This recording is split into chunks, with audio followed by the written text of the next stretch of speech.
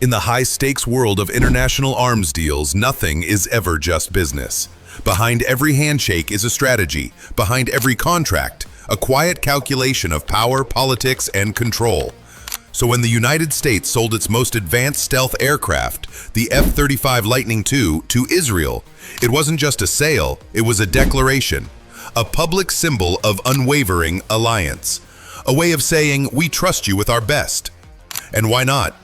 Israel is America's closest military ally in the Middle East. With decades of cooperation, joint operations, and billions in defense aid, the two nations have long been joined at the hip. But this time, something was different.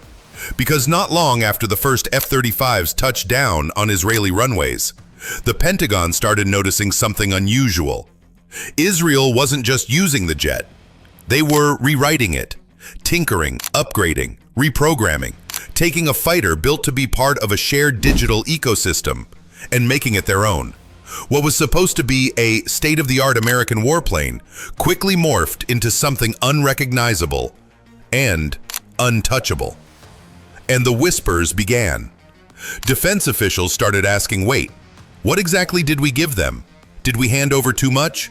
Did we unlock the next level of warfare for a friend who now plays by their own rules?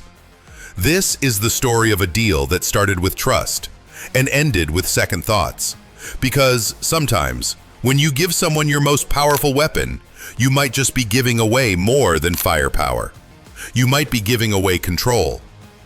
Let's step into the skies and the shadows of the deal America couldn't undo. The F-35 Lightning II isn't just a fighter jet. It's a revolution in air warfare. This machine isn't built for dogfights alone. It's a flying supercomputer seamlessly integrating radar, infrared, electronic warfare, and data from other platforms into one cockpit. It doesn't just engage the enemy.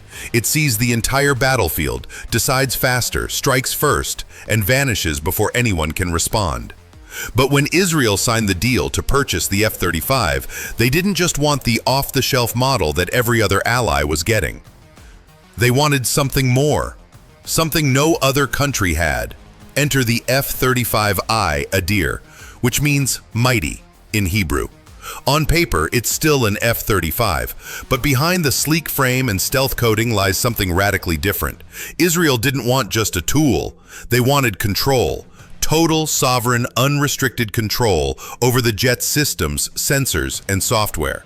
And after some tense negotiations, they got it. Unlike any other F-35 operator, Israel has direct access to the jet's source code. That means they can modify its systems, install custom Israeli-made weapons, tweak the threat libraries, and even reprogram how the jet responds in certain scenarios. No waiting on Lockheed Martin. No calling the Pentagon for permission. No relying on foreign technicians when time is critical. This was a first. Even NATO countries don't get that level of freedom. For the US, granting that control was a major gamble, but one made in the spirit of trust and strategic partnership. For Israel, it was a declaration of independence in the sky, a way to ensure that when the time came to strike, whether in Gaza, Syria, or beyond, they wouldn't be waiting on anyone's green light. The result? A fighter jet that doesn't just belong to Israel. It fights like Israel. Bold, custom, unpredictable, and unapologetically sovereign. And that's what makes the F-35I Adir unlike anything else in the sky.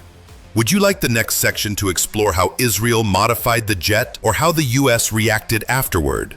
10 Wakes, F-35I Adir. While most nations who purchase the F-35 are limited in how they can modify the jet's software, Israel negotiated something unheard of: access to the jet's deep systems. That means custom electronic warfare suites, Israeli-made weapons integration, and software tools the US doesn't even fully track. Basically, Israel took a 5th-gen fighter and hacked it into a 6th-gen experience. By 2021, the Israeli Air Force had already begun using the Adir in real combat, long before any other country dared to. These weren't just training missions. These were real strikes, deep into hostile airspace. Syria, Lebanon, possibly even Iran. And here's where America started to sweat. Because the original F-35 was supposed to be part of a shared intelligence network where every jet is plugged into a wider US-NATO command structure. a flying hive mind. But Israel's version? Autonomous, disconnected from US oversight, modified with custom data links that only they could see. The US built the F-35 to be an extension of American air power, even when sold abroad. But Israel took that extension and made it its own arm, one that answers to no one. To say the Pentagon was concerned would be an understatement. Behind closed doors, analysts began to question whether the US had just handed over a strategic advantage to a country that wasn't always predictable. There were whispers in think tanks and Air Force briefings. What if Israel reverse engineers parts of the system? What if they sell their tech upgrades to another nation? What if we lose the digital edge we built? Even more awkward, Israel reportedly discovered vulnerabilities in the F-35 software that the US hadn't even patched yet, and fixed them themselves. Imagine giving your friend a brand new iPhone, and within days, they're not only jailbreaking it, they're making it faster than what Apple sells you. That's the F-35I Adir. Fast forward to 2022 and beyond.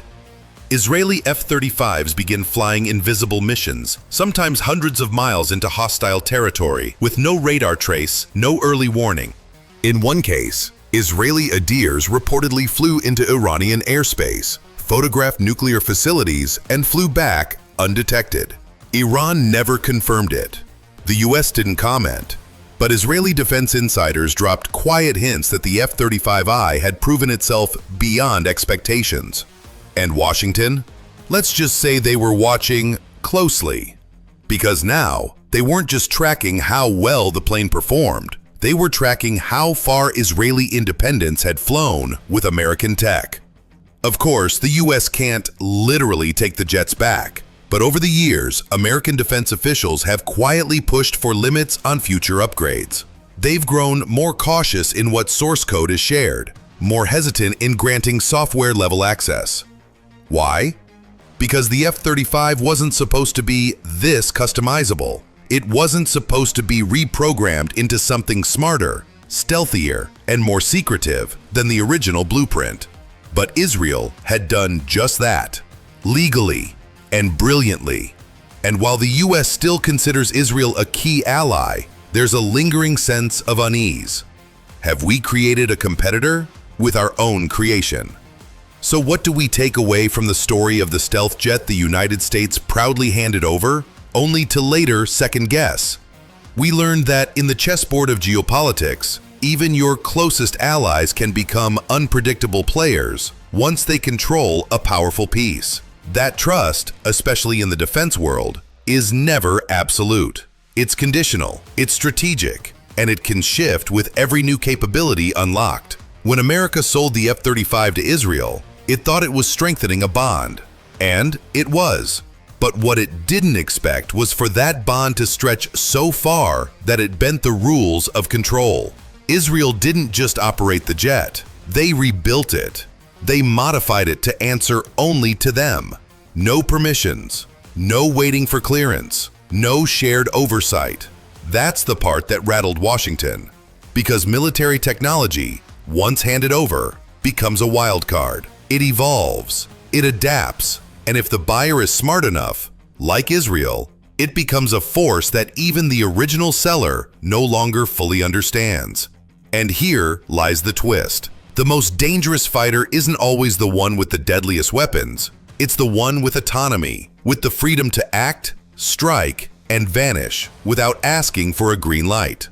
The F-35I Adir is more than a stealth jet. It's a symbol of modern power dynamics, a reminder that in the world of defense, information is power and customization is sovereignty. Because in this new era of silent warfare, the loudest message isn't delivered by noise, it's delivered by what you can't hear coming. And sometimes, the quietest jet makes the loudest geopolitical statement of all.